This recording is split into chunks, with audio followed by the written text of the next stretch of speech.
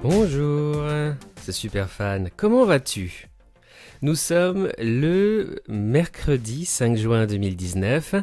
Tu écoutes NUM Rendez-vous, l'émission de la révolution numérique et de la transformation digitale qui couvre toute l'actualité des géants du web et de la tech, disponible sur ma chaîne YouTube Fan Rendez-vous et en podcast sur toutes les plateformes, notamment Apple Podcast, Google Podcast et Spotify. Et la news du jour, Trump contre Google, Apple, Amazon et Facebook. Je t'en ai déjà beaucoup parlé dans cette émission. Les GAFA vont faire l'objet d'une vaste enquête antitrust. La Maison-Blanche s'inquiète du fossé qui se creuse entre Washington et la Silicon Valley. Et ce qui est très intéressant avec cet article de Siècle Digital, ce sont les raisons pour lesquelles le gouvernement américain va mener cette vaste enquête. Alors comme tu le sais déjà si tu écoutes cette émission, le ministère de la Justice américain, le département de la Justice, va auditionner et enquêter sur Apple et Google, et la Federal Trade Commission, la FTC, elle va se concentrer sur Facebook et Amazon, donc ils se sont répartis les rôles en fait. Le vrai problème, c'est que Washington a peur du fossé qui se creuse entre la Maison-Blanche et la Silicon Valley par le biais des GAFA. De plus, la bourse a particulièrement mal réagi à ces annonces. Alors pourquoi la bourse a très mal réagi ? Eh bien, par ces attaques, il semble assez probable que le gouvernement américain tente de démontrer que Google a favorisé ses propres services dans le secteur de la recherche en ligne. C'est ce qu'explique l'Union européenne depuis plusieurs années. Et c'est pour ça que l'Union européenne a condamné Google à payer des amendes. Pour de nombreux observateurs, le réel problème serait dans le caractère incontrôlable du développement de Google, donc ça va encore plus loin, comme si le gouvernement américain voulait y mettre un coup d'arrêt. Est-ce qu'on se dirige vers une régulation des GAFA et vers un démantèlement même de ces empires numériques américains? Affaire à suivre, évidemment, je te tiendrai au courant dans cette émission NUM Rendez-vous. On passe maintenant au reste de l'actualité. Apple va-t-il lancer un objet connecté pour géolocaliser des objets non connectés? La réponse est oui. Find Me, retrouver son iPhone ou son Mac, même hors ligne, ce sera désormais possible. Et je t'invite à lire tous ces articles qui sont dans la description de cette vidéo sur YouTube, avec tous les liens. Apple va imposer Sign In with Apple aux développeurs pour renforcer la confidentialité des utilisateurs. Apple critique le login par Facebook et Google depuis longtemps déjà, et sort un Sign In with Apple. Apple lance son propre système d'identification pour les applications tierces. Sign In with Apple par rapport au login de Facebook et de Google. Le système de la firme de Cupertino se veut plus respectueux de votre vie privée. La seule personne qui a le pouvoir de virer Zuckerberg, Mark Zuckerberg, le fondateur de Facebook, c'est Zuckerberg lui-même. Et oui, puisque plein d'actionnaires de Facebook ont essayé de faire pression, de faire du lobbying pour diminuer les pouvoirs, voire pour virer Mark Zuckerberg. Ils n'ont pas du tout réussi puisque l'entreprise Facebook est en fait complètement contrôlée par Zuckerberg.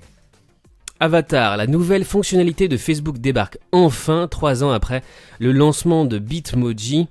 Facebook Avatar, la copie conforme des Bitmoji de Snapchat. Facebook aide les éditeurs, ça veut dire les médias, à recruter plus d'abonnés payants.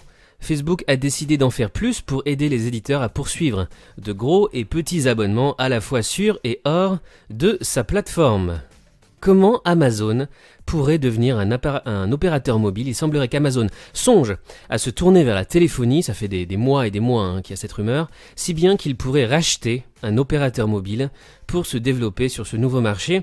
Les géants du web comme Amazon ont tellement de cash, ont tellement d'argent disponible qu'ils peuvent en fait se permettre d'acheter de très très grandes entreprises nationales et internationales. Amazon, vous allez pouvoir essayer du maquillage virtuellement grâce à L'Oréal. Avec une simple vidéo ou un selfie, les utilisateurs de l'application Amazon dans certains pays vont pouvoir essayer du maquillage avant d'en acheter. C'est parce que L'Oréal a racheté en 2018 Modiface, la start-up spécialisée dans la réalité augmentée pour la beauté. Changer de mot de passe, une pratique pas forcément plus sécurisée, Microsoft a reconnu que cette vieille habitude présentait plus de risques que d'avantages. Il ne reste plus qu'à attendre que cela soit implémenté dans les prochaines mises à jour de Windows. Autre news tech du jour, c'est officiel, champagne. Le navigateur Firefox bloque par défaut tous les cookies. Alors moi qui suis très attaché au respect de la vie privée, et je me bats contre l'espionnage justement par ces empires numériques et contre la publicité ciblée, Firefox annonce l'installation par défaut d'un système de protection amélioré contre le pistage, le Enhanced Tracking Protection. C'est vraiment une très bonne nouvelle. Firefox active le blocage par défaut des cookies tiers. Le navigateur de la fondation Mozilla va désormais bloquer par défaut les cookies tiers et utilise une nouvelle version de Facebook Container qui empêche les pages web avec des trackers Facebook de pister les internautes. Si tu veux pas être pisté, je t'invite aussi à utiliser deux moteurs de recherche, soit DuckDuckGo, le moteur de recherche américain qui t'espionne pas, soit Qwant, le moteur de recherche français. PayPal ouvre la plateforme e-commerce déjà utilisée par Facebook. PayPal propose l'accès à la plateforme e-commerce destinée aux professionnels déjà utilisée par Facebook et Instagram. Tinder permet à ses utilisateurs de préciser leur orientation sexuelle, ça m'a choqué franchement. Aussi étrange que cela puisse paraître, ouais, ça l'est vraiment, cela n'était pas encore possible et apparemment, je me suis jamais créé de compte Tinder, donc je connais pas vraiment, mais apparemment, il y a des lesbiennes qui se faisaient draguer par des mecs sur Tinder parce qu'elles ne pouvaient pas dire qu'elles étaient intéressées par les femmes, c'est incroyable ça. Utiliser Tinder en Russie n'est peut-être pas une bonne idée, voilà pourquoi évidemment. En Russie, l'application est désormais obligée de fournir les données des utilisateurs à l'État russe, de quoi mettre vos photos intimes là où elles ne devraient pas être.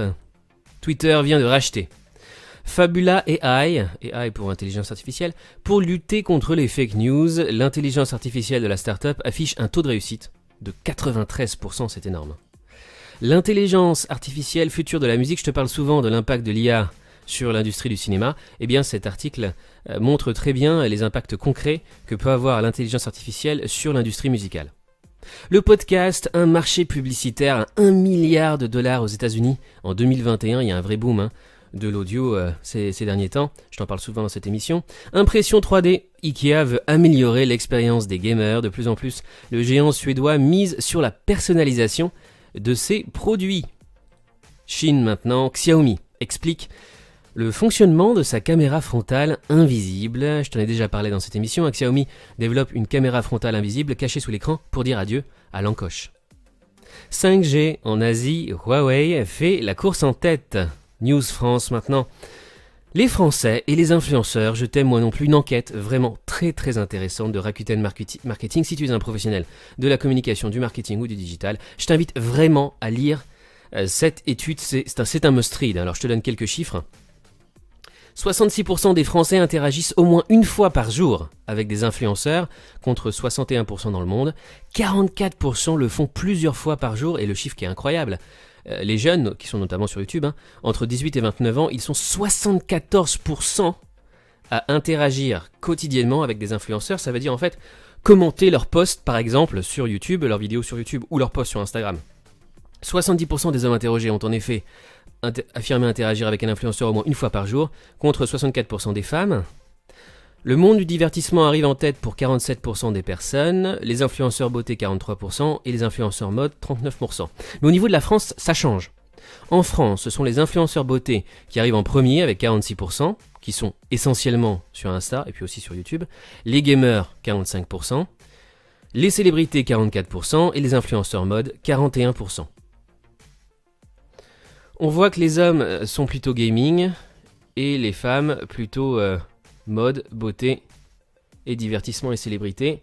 Donc les hommes c'est plutôt le gaming, les technologies et le divertissement. D'ailleurs quand je regarde les stats de ma chaîne, je vois très bien que ce sont plutôt des hommes qui me regardent et qui m'écoutent sur YouTube. Instagram plutôt pour les femmes et YouTube plutôt pour les hommes. C'est aussi le constat que je fais. Dans mes activités professionnelles, je t'invite à lire toute cette enquête, c'est vraiment très très intéressant sur le site Co-Marketing News. Autre news France très très importante pour moi, on entre dans une nouvelle ère, le CNC, le Conseil National du Cinéma, qui donne notamment des subventions pour tous les films français que tu vois au cinéma, finance désormais l'écriture de jeux vidéo. C'est génial. J'ai toujours considéré le jeu vidéo, parce que je suis né là-dedans, comme un art, comme une forme d'art, au même niveau que la musique, le cinéma et les séries télé. Eh bien, enfin, la France reconnaît le jeu vidéo comme un art, comme une forme créative. Le CNC annonce la mise en place d'une nouvelle aide destinée aux auteurs de l'industrie vidéoludique. Elle vient en complément d'autres dispositifs de financement déjà en place. T'as dû entendre parler récemment du CNC, il y avait eu un scandale avec Cyprien qui siégeait à une commission, puisque le CNC attribue aussi des subventions aux youtubeurs qui font des courts-métrages sur YouTube. C'est tout pour aujourd'hui, merci d'avoir écouté NUM Rendez-vous. On se retrouve demain pour une nouvelle vidéo et un nouveau podcast. Aujourd'hui va sortir ce soir ma critique du film Dark Phoenix des X-Men.